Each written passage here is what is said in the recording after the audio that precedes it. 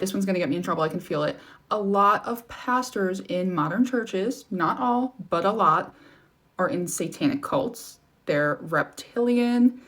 There's a lot of problems, and I'm gonna show you a clip where this girl tells a very interesting story. This girl said that she went to her grandmother's funeral and the preacher at the funeral was some type of weird evil entity. So in June of 2024, Elizabeth's grandmother passes away, and they always use the same home for their funeral homes for their family because they always do such a good job and they're always so kind. But this time, not so much. Because of this, she will never go back to an open casket funeral again. It was a small service. It was just her and her family and those who were close to her grandmother. Her grandmother wanted it to be small. Upon walking in, Elizabeth and her husband walk right up to the casket to say their goodbyes.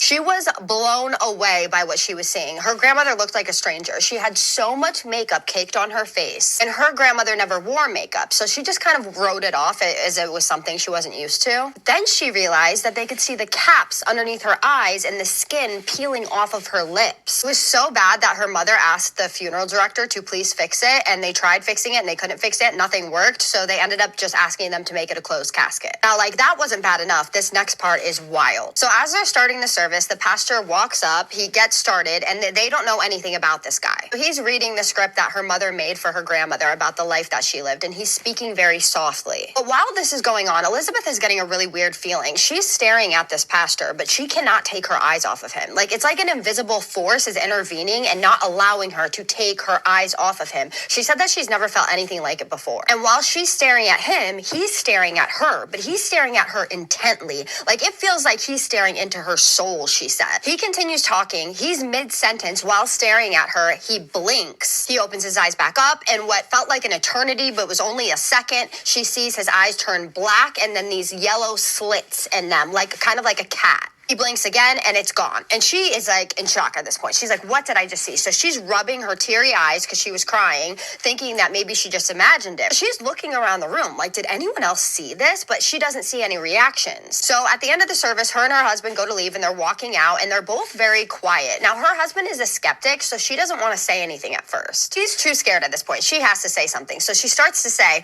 when the pastor was speaking, his eyes, he just cuts her off and goes, don't say it. Don't say it. And then he goes, my jaw dropped to the floor. He then tells her, I think that's demonic. Now, this is a skeptic, mind you. And he's saying, I think we need to pray. I think we need to pray right now. So they pray together in the car on the way home and they never speak about it again. The next morning, she gets a call from her sister, and her sister tells her that her niece, her 14-year-old niece, had nightmares all night long and that she was coming into her room crying. And then her sister's like, and she's talking about something completely insane. So Elizabeth is like, what? What did she say? And she's like, she said that the pastor's eyes did something scary during the service. Her 14-year-old niece saw it too. At this point, she's like, this is real. This person wasn't human, or something in him was not human. So she tries searching his name up on the internet and she cannot find any information on this guy. He's not associated with any church. So she's finally like, Mom, where did you get this guy? And she's like, the funeral home recommended him. The only thing in the Bible that functions how modern churches do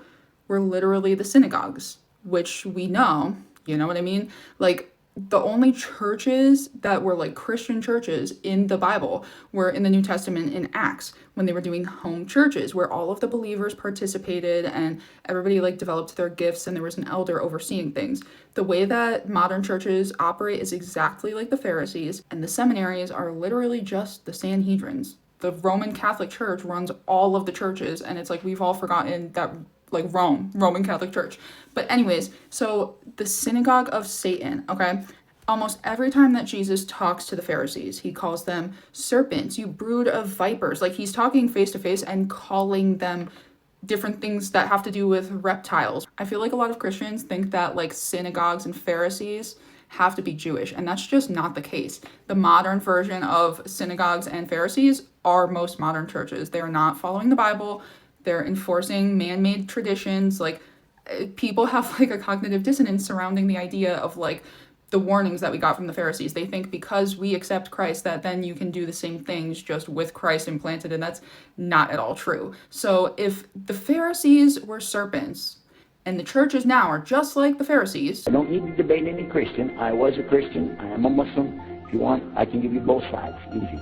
But he will ask you if you delivered the message. I'll play both parts. I'll be the Christian and tell you this, and then I'll be the Muslim and give the answer.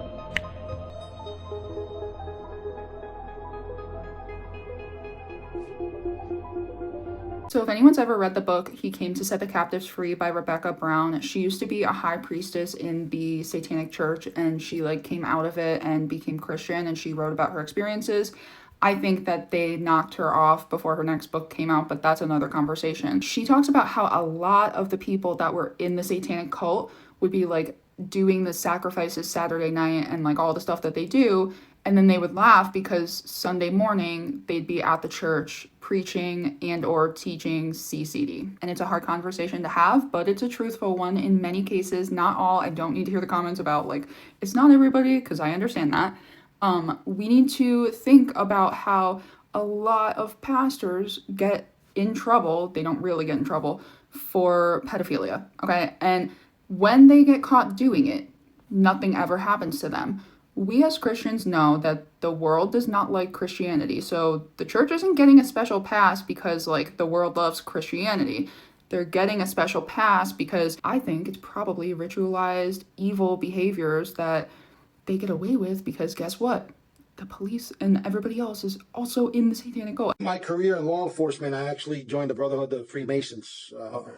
Yeah, how'd you get into that? Man, you know, a lot of cops are involved with that. Really? Oh, yeah. It is. 95% of them do. You know what I mean? What's the benefit out of it? Like, biblical history. oh, well, okay. What intrigued me the most was they talked about King Solomon's temple and the Holy of Holies, and I've always been intrigued by it. So this actually exists. Yes, it does. It's the occult. It's nothing to be messing with. They have all types of connections. It lines up a little too perfectly for me, especially because that's exactly what her book details. I'm paraphrasing, but she said something to the effect of like, they would all joke and say that the police were their dogs. And she got really deep into the details about how like the reason that they do it is not only for like the laughs of it, but they have to know scripture really, really well. So they have to serve as ministers for at least, I think she said like 2 to 3 years in a regular standard church before they can be priests in the occult. So who knows? Are they reptilian and in the occult? Are they separate and just both doing it? I don't know. But people ask me all the time, like, what kind of church do I go to?